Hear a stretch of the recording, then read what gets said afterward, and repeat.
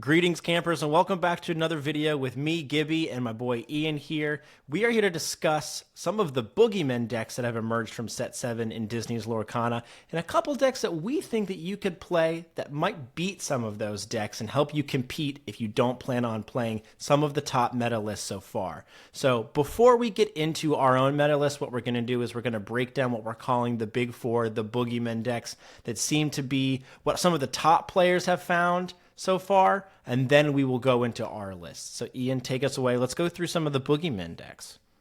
All right, yeah, so to start off, we have to talk about the upgraded Sisu on Ice. This is Sailor's list from the LCCC that they're going to start with for round one. It will probably change over time because the cool thing about that tournament series is that the players can change around cards. I think they have to keep the same colors, but they can change cards around. So pretty interesting stuff. This is undeniably one of what we perceive as the top four decks in the game. It is an upgrade on an already existing powerful archetype that was somewhat, I don't want to say replaced, but like, pushed down a little bit by the arrival of another deck last set. But this has been a mainstay in the meta for a long time, and for good reason, right? We have the very powerful sort of control package of Sisus. So the little Sisu killing something with one attack or less, big Sisu board wiping anything with two attack or less, and then we have powerful late game closers in the form of Maui Half Shark. We have Tamatoa. This list notably does not go all in on the quad Tamatoas on both Tamatoas, but there's people out there that are playing OG set 1 Tamatoa as well as this new Happy as a Clam. So the thing that really elevated this set is the Sapphire coil. And while I think people are still like ironing out exactly when to put it down, and I've done some testing, and there is some awkwardness around like the difference between cheesing an ice block out off of a Sail the Azurite Sea. It's a little different with the Sapphire coil, but it being inkable does mean that you don't like brick quite as often, and it's undoubtedly more powerful as your ability to like lower down 4 attacks into the range of big Sisu, or lower 3 attacks down to the range of baby Sisu, and sometimes you can ink twice per turn with all the ramp. This is definitely a deck that everybody should have on their radar. This is, if you go to a tournament in the next couple weeks, this is going to be, even locals I suspect you'll have those players that are going to pick one of these 4 decks we're talking about, and I suspect this is the one that you'll see the most early because it requires the least amount of new cards. Yeah, agreed. I think that this is being an existing archetype. You're going to have some. I don't want to say one tricks because that's not the proper term. But you're going to have some practiced players on these sets that are on these decks that are going to have played them in prior set championships or other tournaments. A card that does the exact same thing as an ice block, but now it's inkable, which I think is one of the biggest parts about Sapphire Coil even being better. The overall tempo and pace of the deck is going to be the exact same. Yeah. And so this one, along with the next one, like I said, I think as compared to the decks you'll see at the end, not a lot of new cards, but very impactful new cards. And this is a deck that is definitely trying to control your board. And so trying to build around this obviously can be a challenge because you know that low power units with 1 or 2 attack are going to have a harder time into this than they will into some of the other decks that don't use these, Brawl, Sisu, Medusa kill cards to target down lower attack characters. Obviously, it is a slightly slower list. This is definitely a control list, so decks that either have like a lot of ward or just can go wide on a board fast before they can ramp up to their big Sisu do have a chance. And historically, this deck struggled against things like Emerald Amethyst. But as we'll talk about later, Emerald Amethyst appears to be largely non-existent in the first week or so of Set 7. Poor guys. My dad, as an Emerald Amethyst player, is not super thrilled about that. No. He was hoping for better. Yeah, no, I know. Let's move on and talk about the next list. Alrighty, so this is the next list, and of the 4 lists, surprise, surprise, it's yet another red-blue, but it is a different enough list that it is important to talk about this as a separate sort of strategy. There are even lists out there separate from this one that are even more streamlined into what we sort of loosely classify, and again, it's not a very great term, but as burn. And the concept originating, of course, from like Magic and games like that, where you're trying to do damage directly to your opponent. Right. But here it's questing. So you're trying to get cheap points of questing, and this is the DKP list that's playing at the LCCC. But this was the list that sort of supplanted the previous version of Sisu on Ice near the end of the season, and was largely agreed to be the best deck in format by the end of set 6. There are a few changes here that DKP is playing. But ultimately, like, it is the same concept, and just like the last one, this is a deck you'll probably see a lot as well. And it doesn't really use the Sapphire coil, and so there's not as many new toys to play with. So I suspect that maybe it will be slightly less popular early, but it is undoubtedly extremely strong because it does pretty well into the other red-blue deck. Yeah, and I think that's the nature of it, right? Like that's the origin story of where this deck came from is that DKP, like other top players, said, I need a way in order to be able to give myself the advantage in the mirror matchup that I'm going to almost undoubtedly see at some of the top tournaments because red blue performs so well. This deck is just leaning so much heavier into that Maui Shark and running to highlight the McDuck Manors, the locations that maybe some of the other more controlled decks, they can't target them from hand. This deck is searching more for kind of the cheap ways to recall those actions versus relying on some of their dig tools in order to find specific answers in the moment, playing a little bit of a more proactive and streamlined play style. So while it doesn't fit for everybody, it is an adaptation that is quite a bit different than, despite there being a lot of similar cards in here, it does have a different game plan about trying to get over the finish line.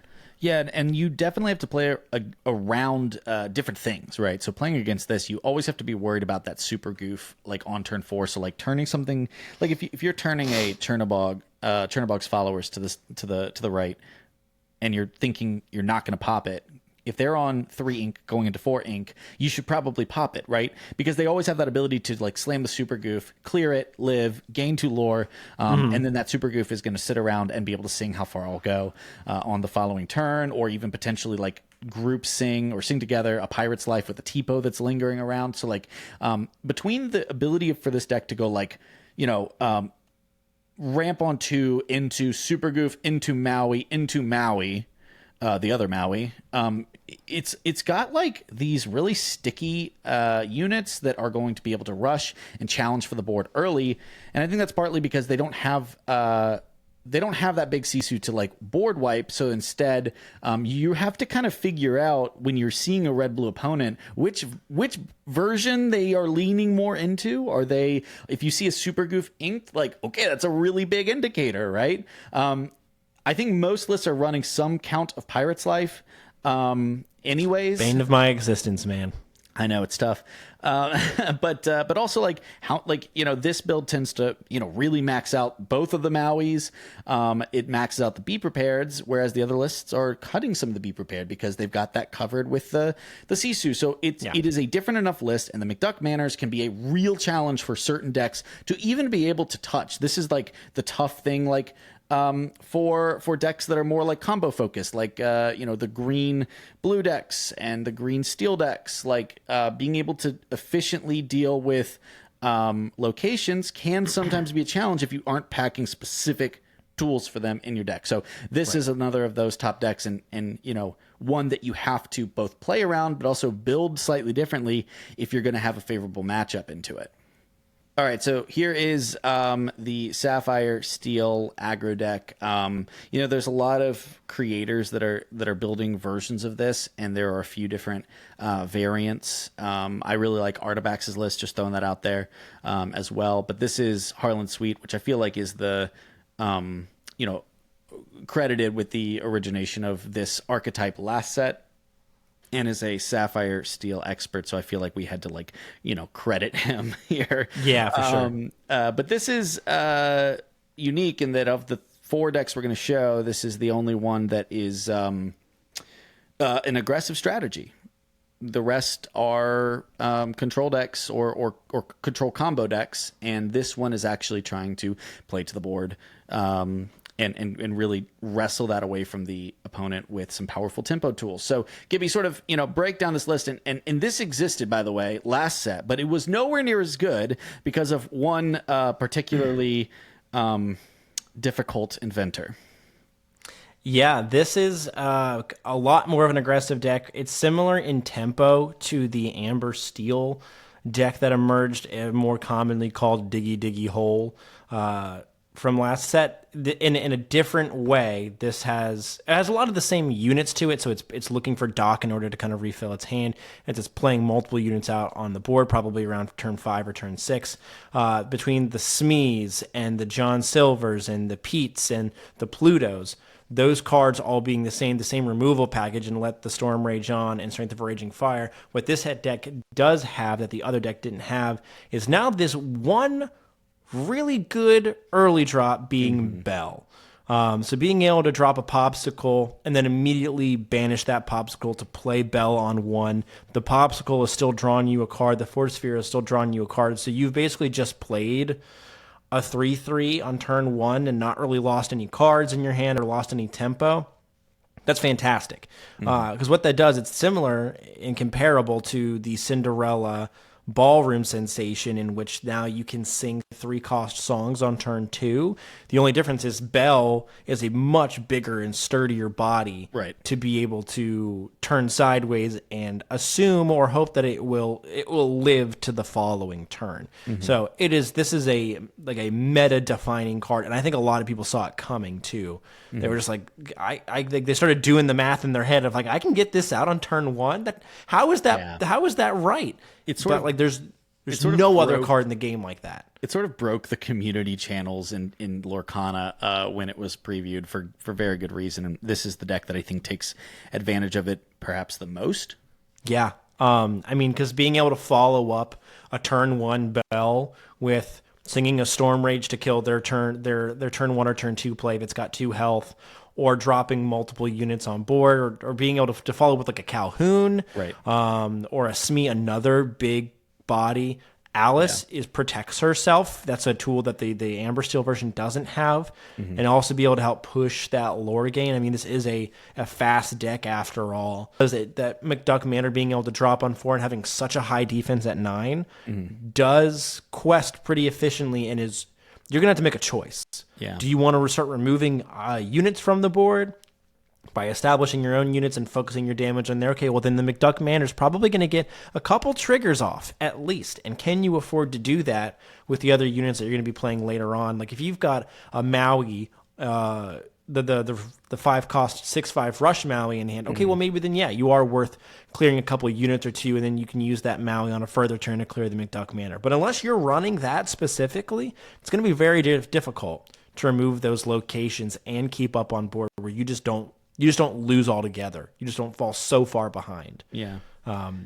It's just a refining of the deck from last meta. Right. And it's got so many things to worry about, right? And that's the thing that's so tough about this. At the end of the day, I will say, like, I do prefer playing against this deck, as unfair as it is. I prefer playing against this deck to most of the other decks, because I think that it is easy to understand what they're trying to do.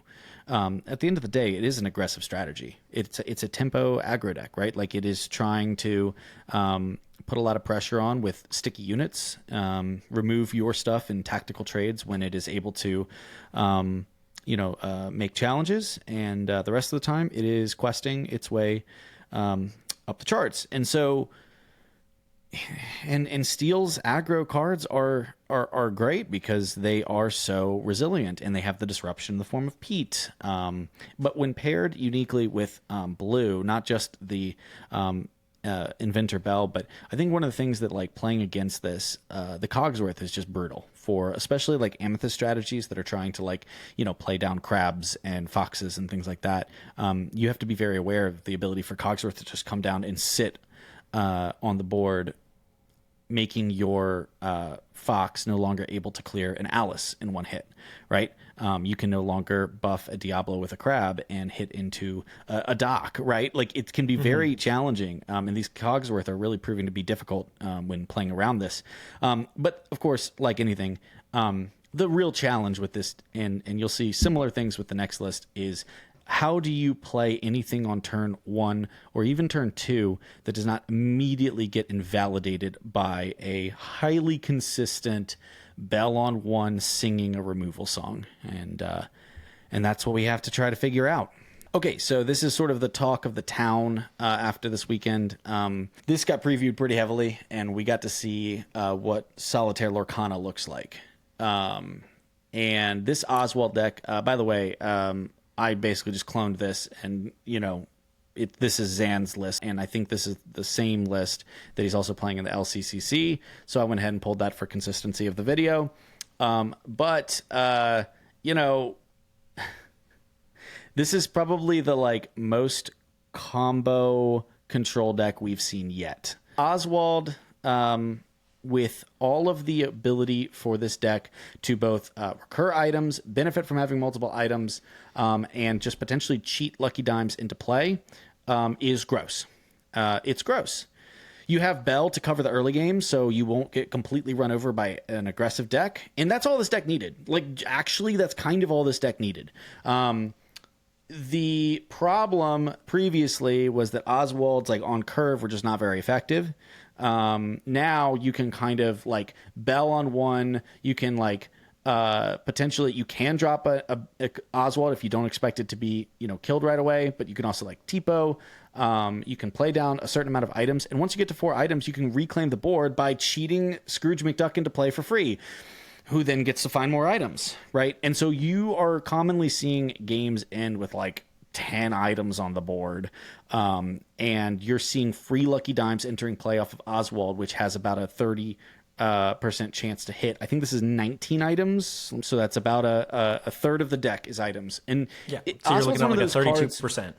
Right, but when you have the ability to ink multiple times per turn, or even things like Fishbone Quill, Great Stone Dragon, ramping you, you're going to find free items eventually, and it's frankly, I'm still unsure how to beat it, other than trying to go fast, and maybe trying to return Oswald's back to hand or kill Oswald's in the process, from a tempo component.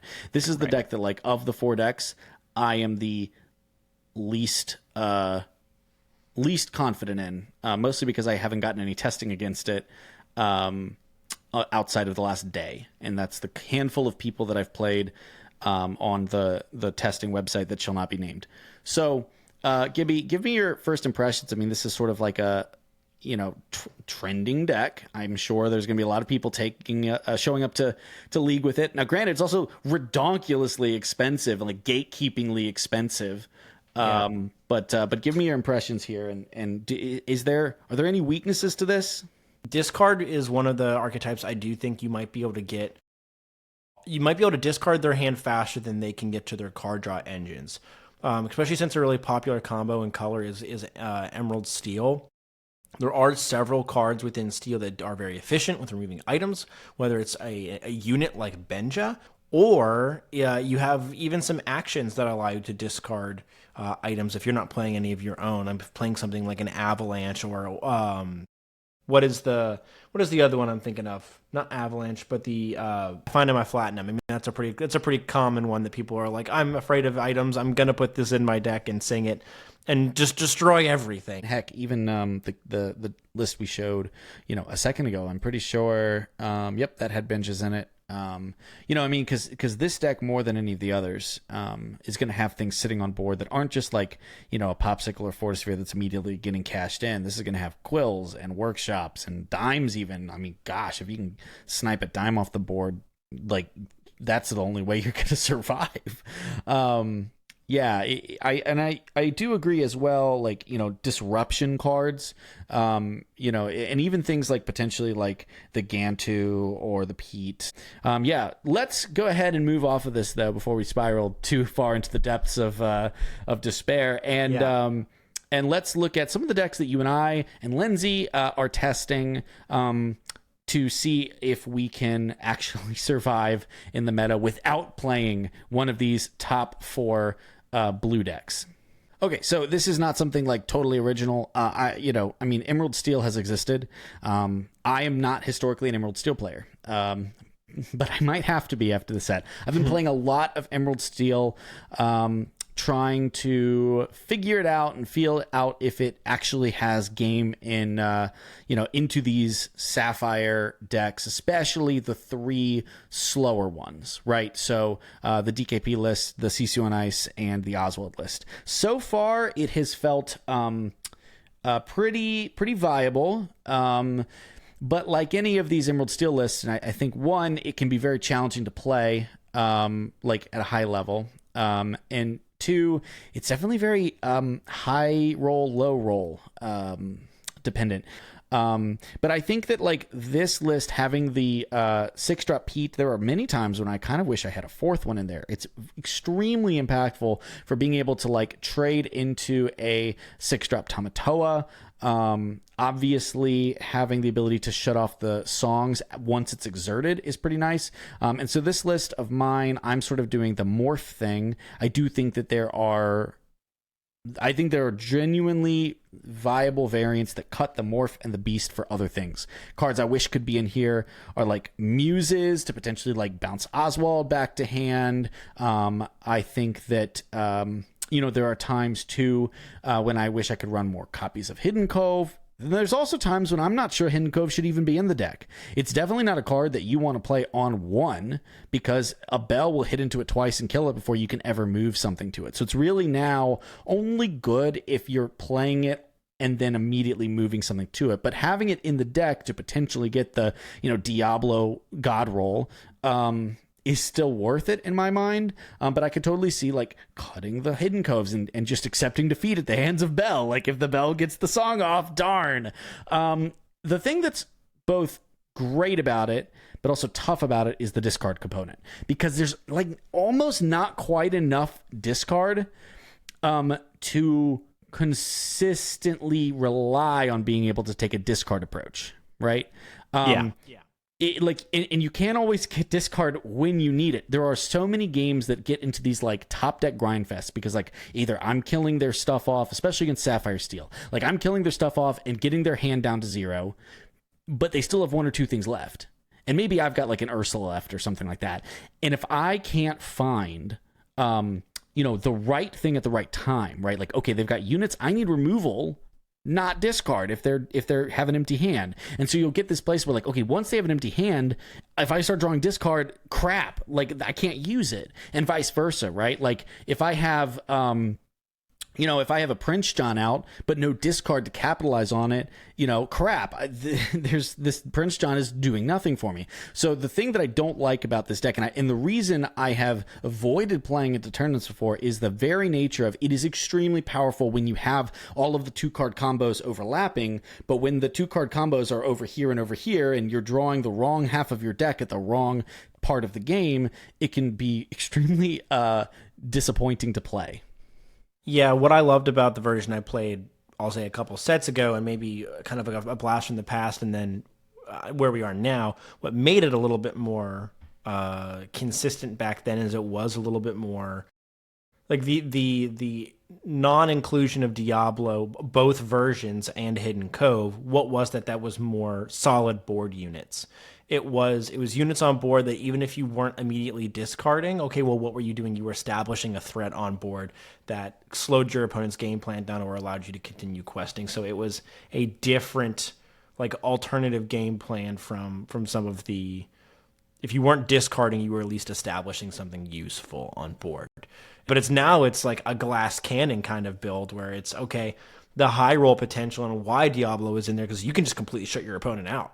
If you find the right curve of Diablo into Diablo, shifting it, singing a song, and even then, that kind of song that you would sing being Strength of a Raging Fire or like Storm Rage, was more importantly, Storm Rage, doesn't even kill Bell now. So you have to wait an extra turn or two in order to be able to play it if Bell is what you were trying to specifically shake off. But the potency of this deck is still there, despite whether you play Bell or not. And something to be said, what makes Diablo still that really good play is Bell can't touch Diablo unless they've got their own song to sing. So playing a Diablo on 1 and then sniping a song out of their hand with Ursula and go, okay, they've got no song to sing with Belle. I can safely shift this Diablo and start grabbing cards from them if they start trying to cycle items. Like it's just a slight shift in logic because of what the potential threat is there now with that Belle. So I do think this deck still has plenty of legs. Absolutely, and again, my testing has been favorable so far. Like, it has felt good. It's not a silver bullet that immediately wins games against these top lists, because I don't think there's anything out there that does that. But it does definitely challenge them from the perspective of like having enough resources in their hand at the right time to maintain control. Gibby and I both have been testing something. And the community. This is not something that, like, you know, we completely originated. We've been we did, however, come up with it in preparation for the set launch. We were like looking at this a lot, and then, you know, there's a lot of innovation happening around this, which is very promising. Gibby, take us through Amber Emerald. But wait to do it, because I have to share the screen. So I'm calling this Dog Race V2. This is a variation off of an existing list from a couple other top players that are experimenting with the same archetype. The goal here is being able to play out as many units as we possibly can. One thing that this combination has access to that really will help against some of these top boogeyman deck is, okay, well, Belle is a 3/3 stats. Well, 3 is not equal to 4. So being able to play Daisy Duck, Nala, and Little John on one, they are theoretically safe. And then we've got some tricks like the new Tramp that allows us to be able to buff units up to then help take a favorable trade into Belle. If they think their Belle is also equally safe, well, it's not, because we can buff our deck up into taking care of their one-drop cheated out unit. So the one thing that this deck does have the ability to do is play units a lot faster. The same way that they're spamming out items, we are spamming out characters. There are new tools in this that are making this color combination a little bit more viable. One, I like the Lady on one here. It does allow us another unit that quests for 2 in combination with Tramp. Lady says if you have a Tramp card out, then she quests for 1 more. And Tramp says if you have a Lady card out, then he costs 1 less. The 2 drops, Tramp specifically, costs 1 less to get on board. So they're mutually helping each other get on board faster and quest harder. And then you've got the ability to shift the Lady on 3 for a bigger Lady. And if a couple of your smaller units die, probably by the mid game, you can recall them back to your hand. 2 units of 2 or less into your hand when Lady comes down onto the board. We've got our probably the most important card to this deck that is really kind of pushing it over the edge is 7-cost Tramp. Tramp, I think it's Resourceful Dog is his name. Is like the subtext for it, but he's a 7-cost 2/6 that says you cost 1 less for every other character that you've got on the board. He's coming down for a lot cheaper, and then the back half of his text is also equally important. Allows you to draw as many cards as other units you have on board, and then discard that many units. Well, guess who likes to have a lot of cards in your discard pile? Chernabog. So Chernabog is now more reliable than ever. You can add additional cards somewhere along your curve if you so chose to, which I think I've seen as a very common inclusion. And I love that it has not been solved yet. Frank Carson has put out a list that I had never seen up until pretty close before we were recording this video. That is a pretty creative and mind-blowing strategy with it, honestly, utilizing some Rockstar Stitch, which we haven't seen in the meta in quite some time, and some of the recall tools to be able to cheat out another big unit with playing Tramp and then playing Bibbidi Bobbidi Boo. Like, I thought that was really, really cool. But there's so much to solve here. There's so much to figure out and optimize. Like, it is so like your list I like, and I've been playing a lot of it, and it's actually it's funny, like, of the decks that I have yet to get this tested against Oswald at all, but I have hit some Sapphire-steel aggros, and I think I'm slightly above 50-50 win rate with it, right? Like it can, and going first, oh my gosh, going first against it, when you slam a Daisy and then they play Belle, you tap the Daisy, play 2 more 1-drops. If they have the guts to hit into the Daisy, and they often feel that they have to because of how fast Daisy goes, then you could turn around and just slam the Tramp, send a Nala or a Little John into that Bell. You have multiple units with 3 damage on it, and then when you get to turn 4, whichever one's still alive, you heal up with Rapunzel. It's so cool. Yeah, like I my favorite line against the kind of those item decks is going, like you said, Daisy on 1, and then going like Nala and Lady, or Little John and Lady on 2, and then on turn 3 you slam Tramp for 1, send it in to kill their Bell, and then you still have enough ink to drop 2-drop Ursula as well, and then destroy a Song out of their hand. You know what they've got, you know what their curve is. Like it's absolutely like full gas. There's so many things that can go in it. It's so unique because like lemon lime aggro just hasn't really been an actual thing since like set 2, right? And so there's a lot of unexplored terrain here that we can really like try to dig into. Of the aggro decks, like this and Amethyst-steel are the only ones that I look at and I go, maybe there's a shot for this deck to come in and have a favorable matchup into, even just a favorable matchup into 2 of the 4 is enough reason to potentially explore this further. So yeah, let's move on to the last deck.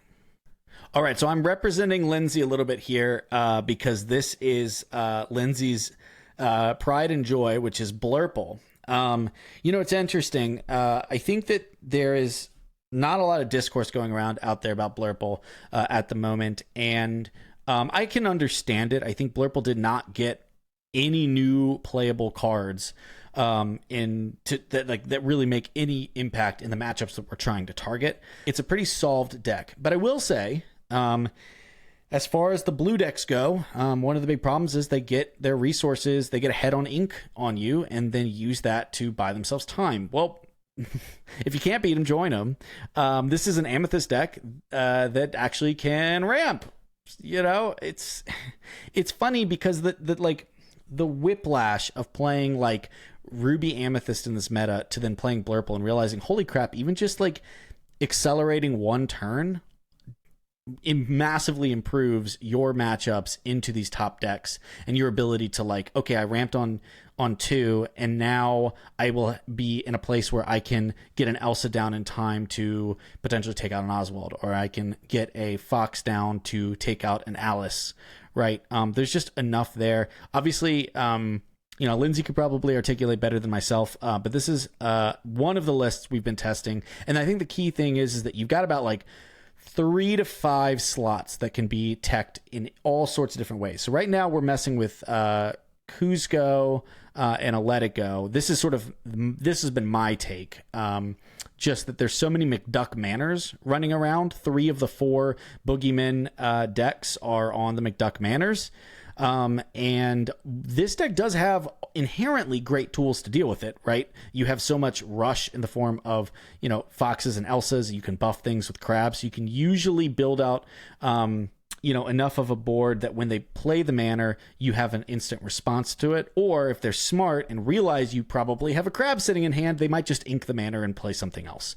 But the Kuzco can, of course, take out the manors and also take out the lucky dimes and things. And so that's the idea here. Now, if you wanted to go cheaper, Wasabi is a good answer to, all of the item stuff that's going around. But I do like the Kuzco. I obviously can't answer something quite as quick, but timing a Wasabi around like a Popsicle or Fortisphere against the aggro deck is really hard to do, because most of the time they either get them down early and blow them up with Bell, or if you don't have them right on turn 3 when they play them and then follow up with a Hiram, if you don't get that tiny little window, oftentimes you're not really able to get value out of it. But Wasabi's definitely an answer. Lindsay's had some success with Wasabi. Lindsay has also had some success with Cogsworth as a way to improve your ability to board trade into those Sapphire-steel aggro decks. So that seems pretty promising. At the end of the day, though, you can see the Hades count us up to 4. And that's because you really need those Hades to eliminate these Tamatoas and the Maui half sharks. Yeah, for sure. But the red-blue decks do seem to be a little more vulnerable to this deck than a lot of the other, pretty much any of the other Amethyst decks right now. And so if you're going to play an Amethyst deck, I don't see a reason to play anything other than Blurple. That's my hot take, and I know Lindsay agrees with me because she's a Blurple stan, but I'm as not a as an unbiased player. I do think that I just don't see a reason to play pretty much any other Amethyst deck other than Blurple, because this seems like the only one that can actually respond to the big sticky threats, like the Tamatoas and the Maui Half Sharks, and a lot of times, especially for the Maui Half Sharks, once you remove them, they often sit there and go like, crap, it's like it's in my inkwell. I have to go find another one. They start digging with visions and develop your brains and whatnot. And in this deck, because of the ever presence of Amethyst card draw, especially with the library, you're not as worried about the be prepareds and stuff like that as you are with other decks. So I think the key here is I think this probably struggles the most into the Oswald deck, but the other three matchups are all winnable. None of them are easy, but they're all winnable. Yeah. And Amethyst is the best at being able to get value out of a bad situation when a Be Prepared comes down on the board, with being able to draw an extra card off of the rabbit or getting a lore off of the goat, things like that. And then, but if you're already at the same ink count as they are, and they Be Prepared, and then they drop a unit, or you have to drop a unit in response, or a couple small things. Nothing is more brutal than being Hades back to back. Chaining Hades is just ungodly unfun if you're on the receipt end of that, which maybe some of these Sapphire decks deserve that treatment for doing what they're doing. But even if they're pulling items back into their hand, if they've got nothing to capitalize on them because you sent their Hades to the inkwell, you're totally fine with that. Queen, I think that would be another good card to potentially test here, to dump items that enter the discard pile back onto the bottom of the deck, or dump actions that enter the discard pile in the red-blue matchup back to the bottom of the deck. That could be really potent, as long as you can feel like you can reliably stick it onto the board. That's often the challenge. It's harder against the steel decks because they can Zeus it. The 4-drop slot is pretty contested within Amethyst decks generally anyway, so it's probably a 2-up if you're going to add it to give it a shot. There's a lot to love here. I think Blurple is also just generally one of the most enjoyable decks to pilot.